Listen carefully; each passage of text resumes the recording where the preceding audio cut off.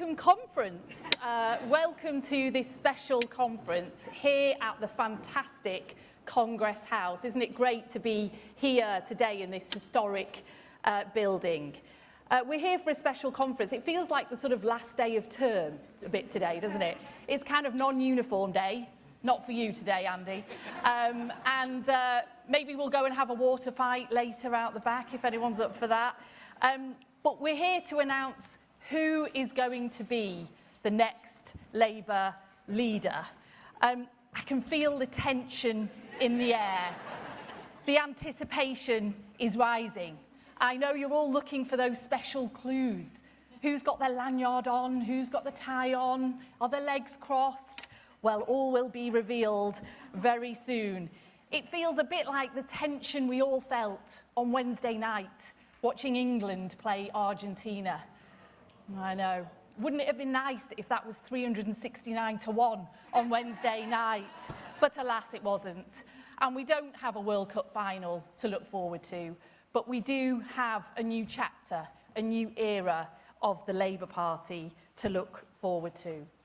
But before we turn the page, I just want to take a moment to consider the last chapter and pay a few respects, and I hope you will all join me in doing that. First of all, can I thank and pay my respects to Keir Starmer.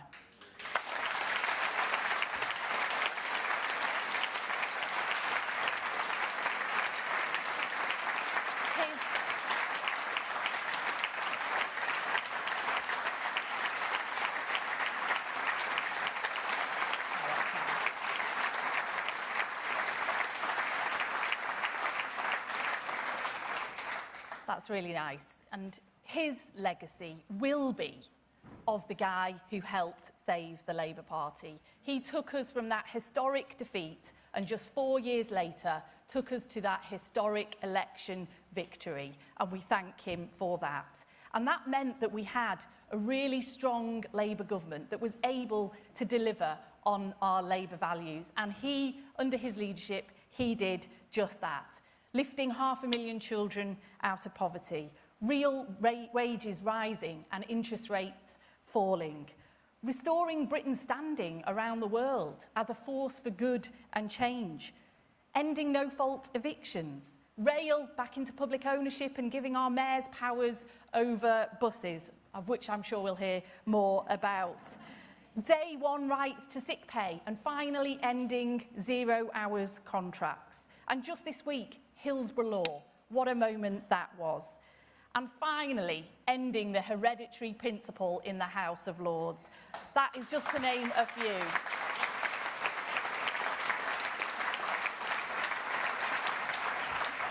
That is a legacy he can be very, very proud of. And can I also thank Keir and his team for the way in which they've conducted themselves in recent weeks, with dignity and with grace. Changing leader is never easy, but I'm really pleased and proud with the way that we have gone through this process as one Labour team. And that wouldn't have been possible without all of you in this room today. I want to say a big thank you as well to the candidates team, still a candidate, Andy Burnham. You and your team have really been incredibly respectful and generous throughout this process. Thank you for that.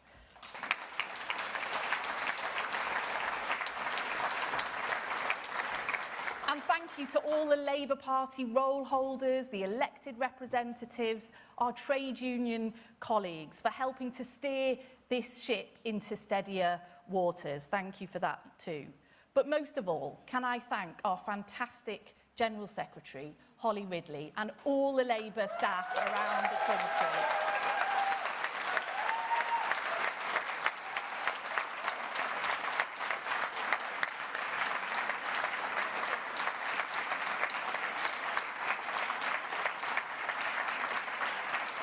times of change are never easy. They can be very, very anxiety-making, as we all are well aware of. But you have been solid and steadfast, all of you, every single Labour Party member.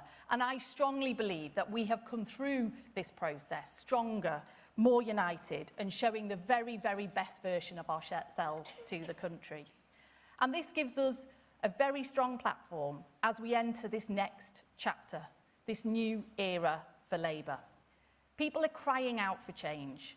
They're crying out for hope, for agency over their lives. That's what Labour governments and Labour Prime Ministers are elected to deliver on.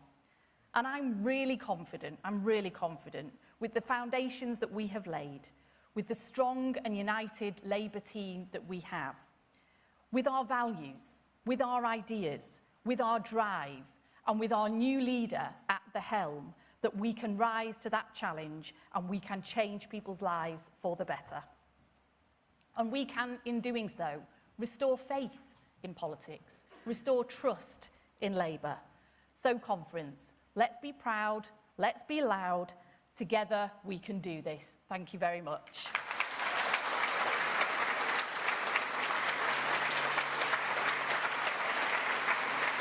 So now, without further ado, can I introduce our returning officer and our fantastic General Secretary, Holly Ridley. Thank you. Thank you so much. That was brilliant. Well done.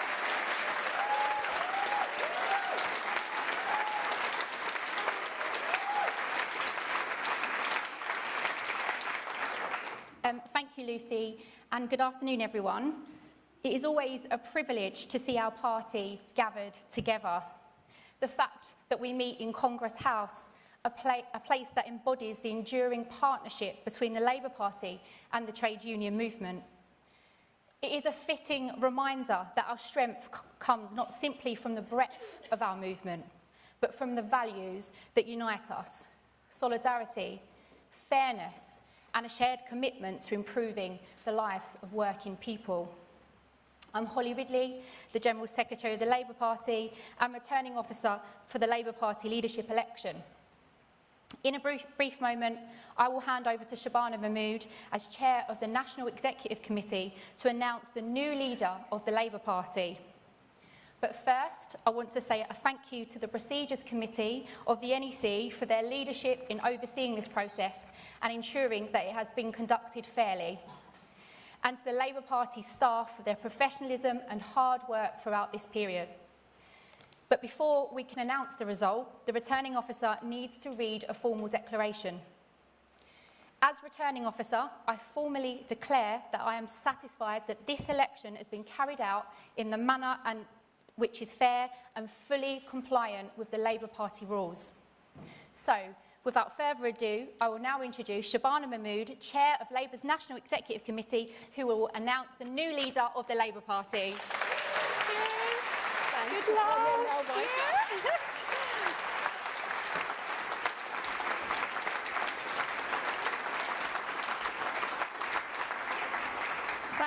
Thank you very much, Holly. As Chair of the National Executive Committee of the Labour Party, I have the honour of announcing the result of the Labour Party Leadership Contest 2026. This is the formal bit. Following the resignation of Sir Keir Starmer as Labour's leader, the NEC set out the procedures and timetable for a contest to seek his replacement. The returning officer has informed me that the requirements of that contest have now been met. It's hardly a nail-biter, folks. And so, despite the efforts of a lone MP, I can confirm that there was only one eligibly nominated candidate. Following the period of nominations by Labour MPs, one candidate received 379 nominations. Having met the threshold of 20% of the Parliamentary Labour Party, they were eligible to proceed to the next stage. One other candidate received one nomination and is not eligible to proceed. Among the affiliated trade unions and socialist societies, the one eligible candidate received 23 nominations in total. This included nominations from all 11 trade unions, comprising well over 5% of the affiliated membership. There being no other eligibly nominated candidate, it is therefore my honour to declare that the duly elected leader of the Labour Party is Andy Burnham.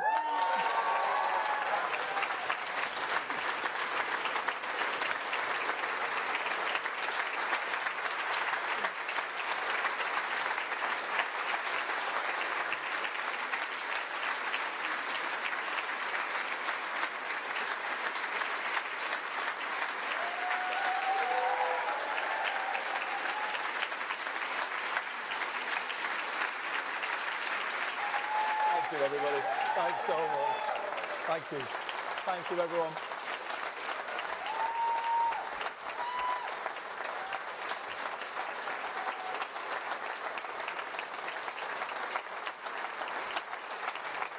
Thank you so much, everybody.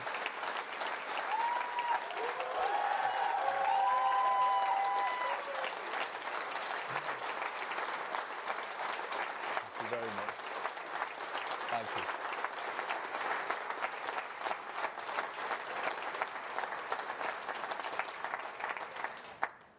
Thank you so much, friends.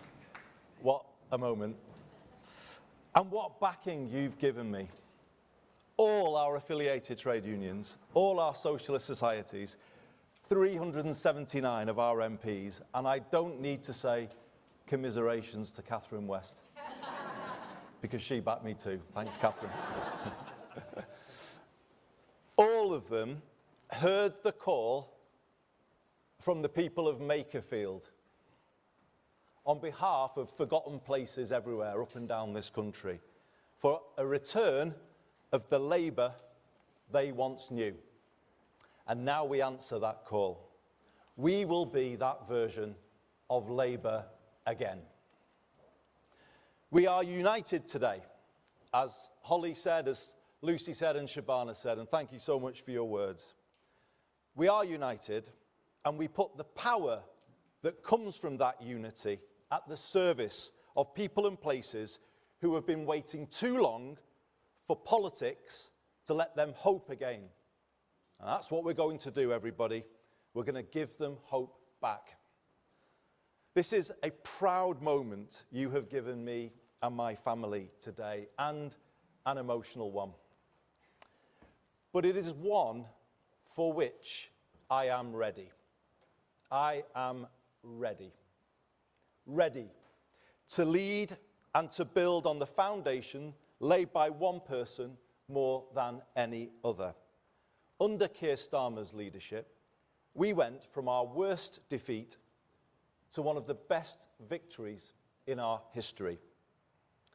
Keir put Labour back in a position to change people's lives, and that is what we have been doing these last 2 years. New rights for workers and for renters. NHS waiting lists falling for the first time in years.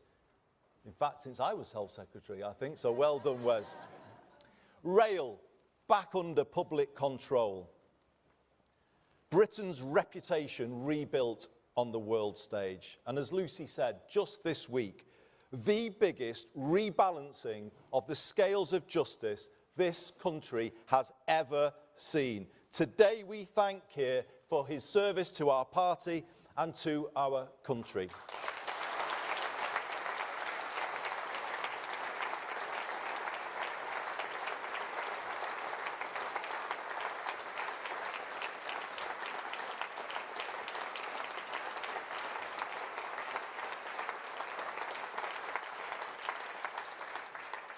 Ten years ago, he and I worked together, drawing up the original Hillsborough law in my office in the aftermath of the second Hillsborough inquest. And I drew on all of his legal expertise when I presented that bill to Parliament. To be in Parliament on Tuesday, when Keir delivered on his promise to the Hillsborough families and all of the other campaigners who were part of the Hillsborough Law Now campaign, a promise to end the cover-up culture in this country, to pass power from the authorities to ordinary people, and to prevent anyone in future going through what the Hillsborough families did. It felt to me like life coming full circle.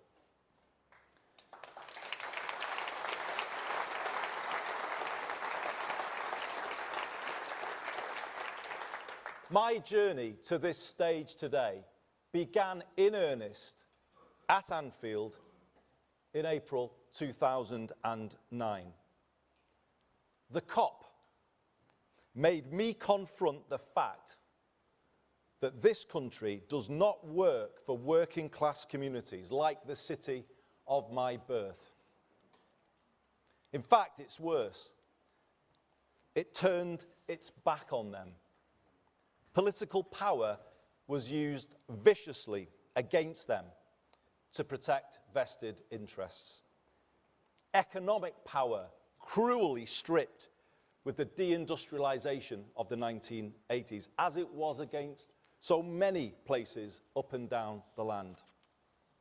And let us never forget, these are the very same places that built this labour movement, this trade union movement where we are today, Paul. Those are the places, but they were the places that were done down.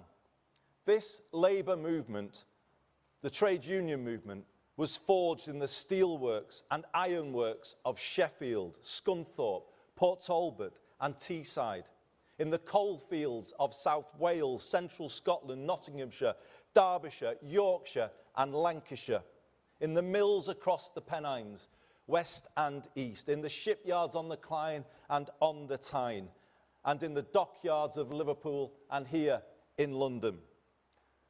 The people of these proud places made labour. But we have to ask ourselves, just as I had to ask myself at Anfield that day, have we been good enough for them? Change starts with honesty. We must recognise that this generation of politicians, myself included, have failed to challenge a political culture and an economic model that simply doesn't work well enough for ordinary people. 4 decades of the neoliberalism that began in the 1980s have not been kind to the places that built our party, nor to the communities across the UK in rural and coastal areas. So we pledge today to them to be better. And as I accept the honour of leading this party forward, I will tell you about 5 things I will do to make us so, to make us better. First, I will work relentlessly to build a culture of one Labour team, because change starts with us.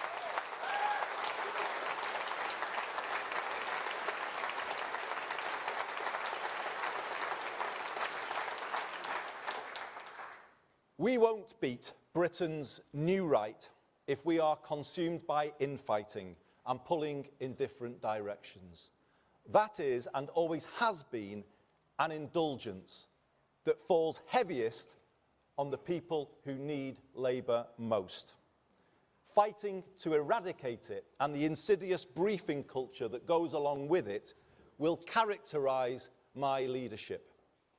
In future, when a Burnhamite walks into a bar, as many Burnhamites are known to do, talking about you, Kevin. In future, when a Burnhamite walks into a bar, I want the barman to say, "Great to see you. We don't like factional politics in here."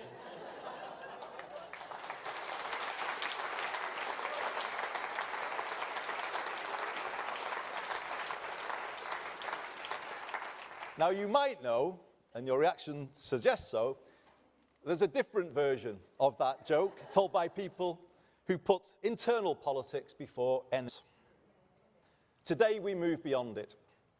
I have supported all our Labour leaders in my lifetime because I believe a united Labour Party and Labour movement is the best hope for our country, and I know you believe that too, as do our members up and down the land.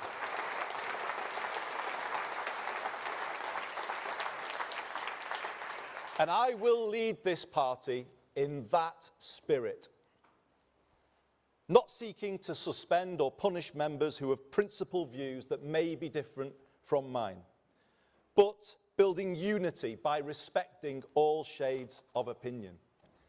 And contrary to what you may keep on reading, I haven't made any decisions yet about who will be in that top team, but I will soon, and when I have, you will see it reflects all parts of our party, all communities, and it will reflect your own place within this great party of ours. A stronger, more united Labour Party lifting up a stronger and more united Britain. And this brings me to my second change. I will work to build a new politics. The country is crying out for it. We might enjoy the point scoring against others. The public don't. How can politicians point fingers when living standards are falling and politics as a whole isn't working for them? It infuriates them and makes them switch off. In Makerfield, I decided to make a break with this. I said we hadn't been good enough. I told people what I would do to fix it. You know what? People started to listen again. They gave us a fair hearing, as the great British public always do. And then another chance. But let's be honest, everybody, this is a last chance to change, and we must take it together, united together.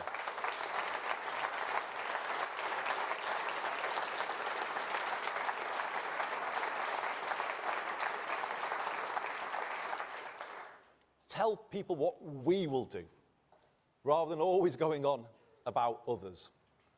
And if we do more of that, let's see if we can get the ear of the country as well, not just Makerfield.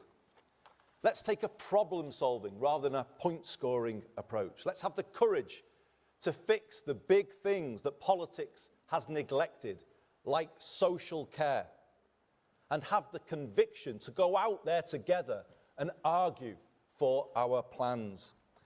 And let's have the self-confidence to find common ground with other parties where we can. By seeking more consensus, we may just find the change we make is more lasting. We may find our political discourse in this country becomes that little bit less toxic, and we should be working to achieve that too. And the turbulence of the last decade may not quite feel as so inevitable as it does today. My third change is our political direction. Yes, we will work with other parties where we can, but doing so from the clarity of knowing exactly where we stand. As your leader, I will set a direction that is distinctively Labour.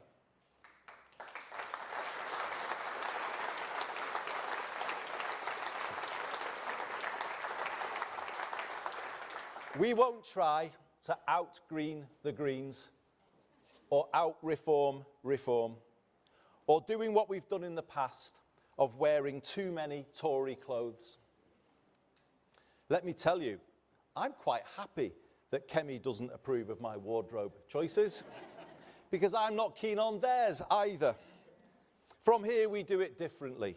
We win by being us. Boldly, confidently, authentically us. Labour. That's how we win. I want people to understand the thinking behind the political direction I set, so people can see the decisions we take and the reasons why. I am clear, Britain took a series of wrong turns in the 1980s. Political power was centralised and economic power was privatised. The country surrendered control of the essentials: housing, water, energy, transport, and left people exposed to higher costs. That in turn led to the concentration of more wealth and power in the hands of fewer people and fewer places. Large parts of Britain were deindustrialised without the power to set new ambitions for themselves. Proud British towns, now a shadow of what they once were, and high streets in decline, so common up and down the country. Slowly, at times imperceptibly, over 4 decades, political and economic power drained away out of our communities in every region and nation of the UK. If local places don't control something as basic as a bus service, how can they connect people to opportunity and turn things around? If the sell-off of council homes leaves the country chasing rents in the private rented sector through the benefits system and paying for temporary accommodation for thousands of families as they have to do here in London and elsewhere across the country, how then will we find the money to invest in prevention and improve people's lives? The truth is we can't. And if we don't have sufficient public control over the cost of the essentials, how can we have control over inflation, public spending, and the rest of the economy? The right used the phrase, take back control, but they are the ones who gave it away in the first place.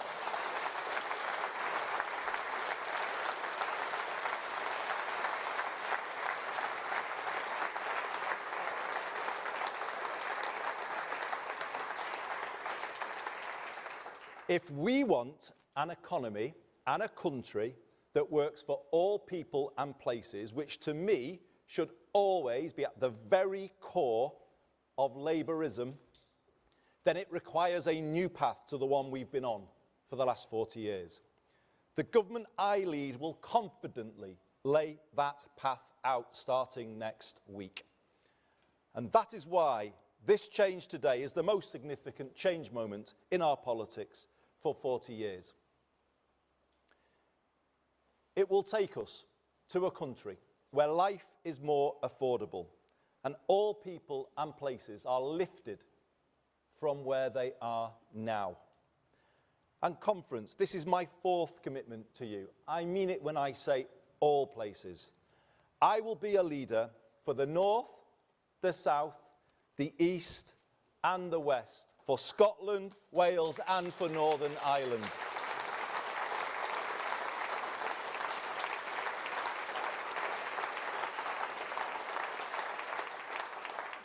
Yes, the north of England has given me so much, everything in fact. And in return, I have sought to give it the strongest voice I could. That was my job. But now I do the same for everywhere. Because I see the same challenges everywhere I look. The same challenges can be found in the southwest as the northwest, or in East Anglia as the northeast. And this is the moment to speak for all parts of the country and unite people in a common cause. I love every part of this country. I love all the different accents, all of the different traditions, some of the football clubs. But no, I love every part of it. But I also know they can all be more than they are.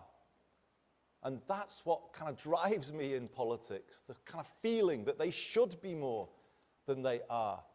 The feeling that kids shouldn't have to leave those places, those proud places, to get on in life.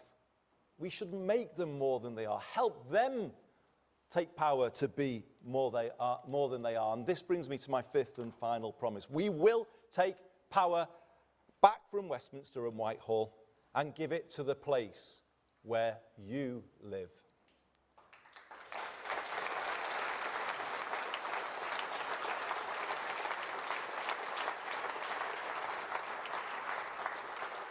More power over life's essentials so you can make them work better and more affordable for people, just as my good friend Steve Rotherham is doing today as we are here meeting at the TUC in London.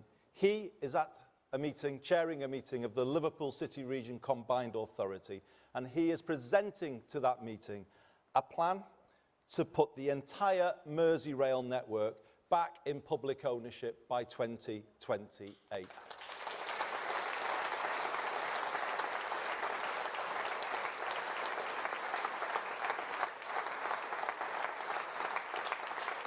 A plan to cut fares, make trains run on time, and a railway run in the interests of the passengers, not shareholders. We want to give your area more power to build the council and social homes that you desperately need for those families I was talking about a moment ago. More power to improve your high street, backing local businesses such as the pubs and the shops that bring them to life. And make no mistake, everybody, I will be a pro-business leader of the Labour Party, as I was a pro-business mayor of Greater Manchester. We turn places round together, and that is the way we ran in Manchester, and we will take to the whole country. And as part of that, more power to reindustrialise and to build an education system based on parity between academic and technical education, to give every young person growing up in different parts of the country a path in life to university or to a work placement, to apprenticeship and into a good job. Hope for every young person is what we are going to be about.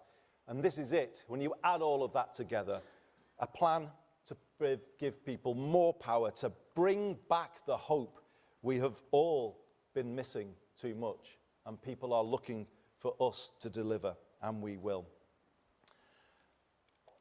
So, everybody, you're here and you're sharing this moment with me. Thank you so much for being with me. I've had a long journey through politics to get to this moment, as you all know, because so many of you in here and so many others watching this on television know what they did to help me along my way and knock me into shape as they needed to do. I want to, if I may, just single out three.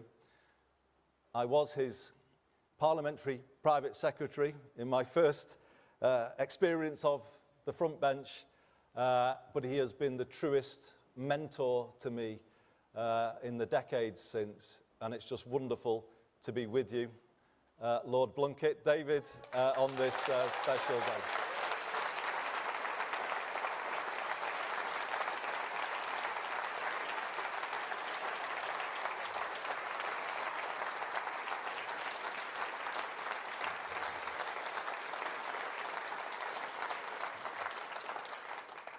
I would say he taught me everything I know, but no, he did.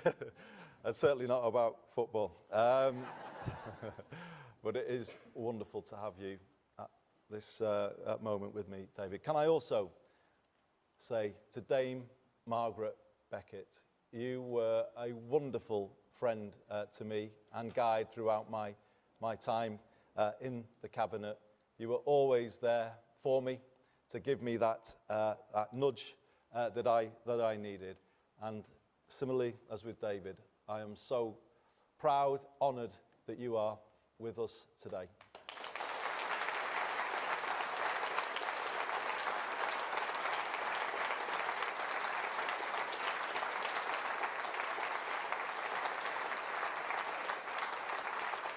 And sitting next to Margaret, for those of you who want somebody to blame, he is the man you can hold to account. He is the man that fired up a young Andy Burnham in the northwest of England in the mid-1980s with rhetoric of the kind that remains unmatched, I would say, in modern politics. It has always been something that I treasure, to get a message from him with his advice and the care and the thought he puts into those messages. They mean everything to me. I would not be standing here.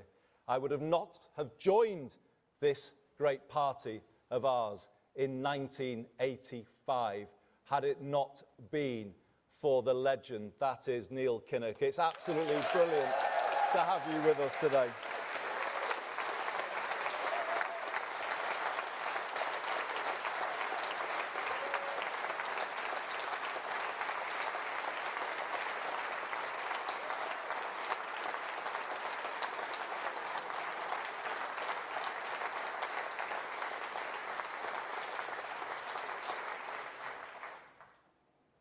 so many of you here who I can't name, so many watching, have helped me get here. I haven't done it alone. I haven't got everything right, and I'm sorry where I've fallen short. But I have always given it my all, and I always will.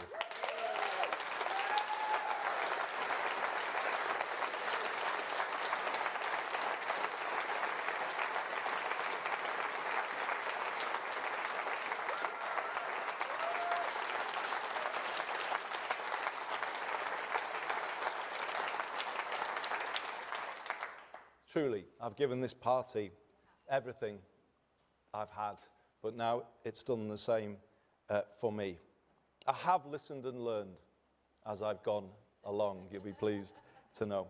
And hopefully, I've got better as a result. You can be sure of this. I know what I believe after 25 years as an elected Labour representative. And I know what I want to do working with you all.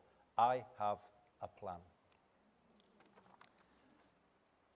And what I also want you to know is that I won't change. I have a style. It's my style. I will always stay close to the ground, close to the people.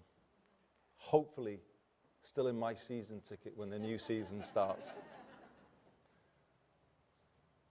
In Cardiff on Tuesday. Brilliant just to meet and chat to people as they came up to speak.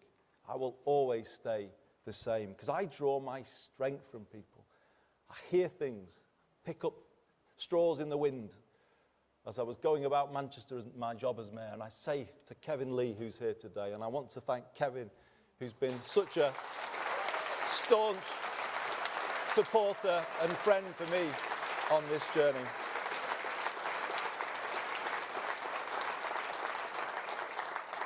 I would bring a little idea from Greg's or the pub or wherever, and he'd say, well, this is hardly from a think tank, and what am I meant to do with this? But that's how we did it, just to be close and listen, and that's what I'll do. I'll be out and about in August, in all parts of the UK, definitely in the south, and I'm off to Gravesend later to show I'm for the south too.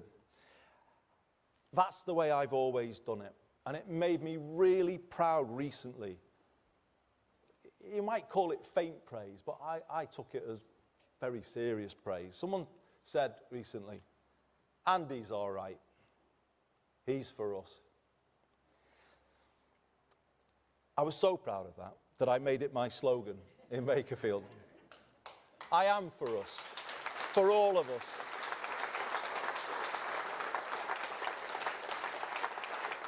And I want people to say once again that Labour are for us. I want that to just fall off people's tongues, and we can do it. We can be that party, the party that puts more power in people's hands, drives good growth in every postcode, and puts hope in every heart, that gets the country pulling together again and moves beyond the divisions of recent years. All people and all places, public and private sectors, in a new sense of unity and common cause. That's my mission as your new leader, to bring back hope. I believe in all of you, and I am confident we can do it. Thank you very much, everyone.